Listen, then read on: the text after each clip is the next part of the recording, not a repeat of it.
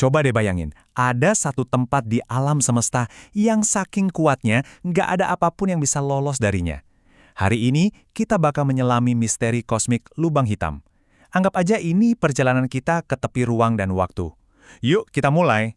Bayangin ya, ada sebuah tempat di alam semesta dengan tarikan gravitasi yang gila banget. Saking dahsyatnya, bahkan cahaya, hal tercepat yang kita tahu di alam semesta, nggak sanggup buat kabur. Nah, tempat super misterius inilah yang kita kenal sebagai lubang hitam. Jadi, lubang hitam itu sebenarnya apa sih? Pertama-tama, buang jauh-jauh pikiran soal lubang. Ini bukan ruang kosong. Justru sebaliknya. Bayangin aja, massa yang luar biasa besar bisa jutaan kali lipat dari matahari kita, tapi dipadatkan ke dalam ruang yang super-duper kecil. Nah, kepadatan ekstrim inilah yang menciptakan gravitasi paling gila di seluruh alam semesta. Oke, mari kita bedah anatominya.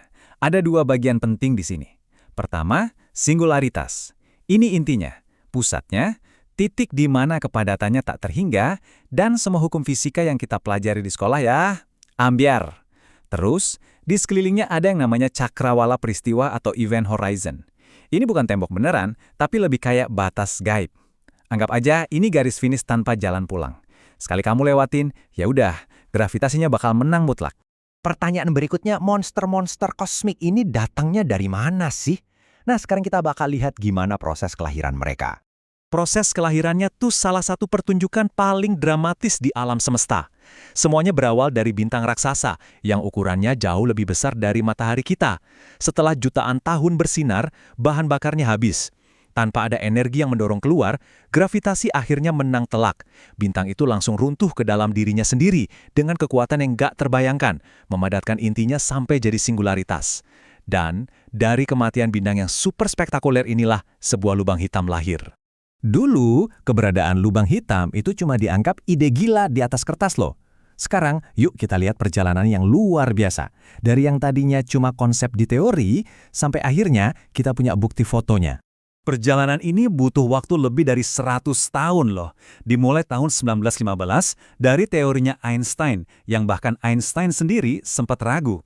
Terus di tahun 70-an, para astronom mulai curiga pas lihat ada bintang-bintang yang gerakannya aneh, kayak lagi ditarik sesuatu yang nggak kelihatan.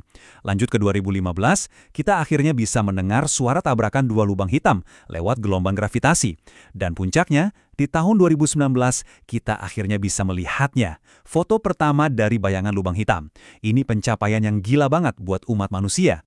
Nah, sekarang kita coba berandai-andai sedikit. Apa ya yang bakal terjadi kalau kita nekat mendekati salah satu monster kosmik ini? Siap-siap ya, karena di bagian ini realitas bakal terasa kayak film fiksi ilmiah.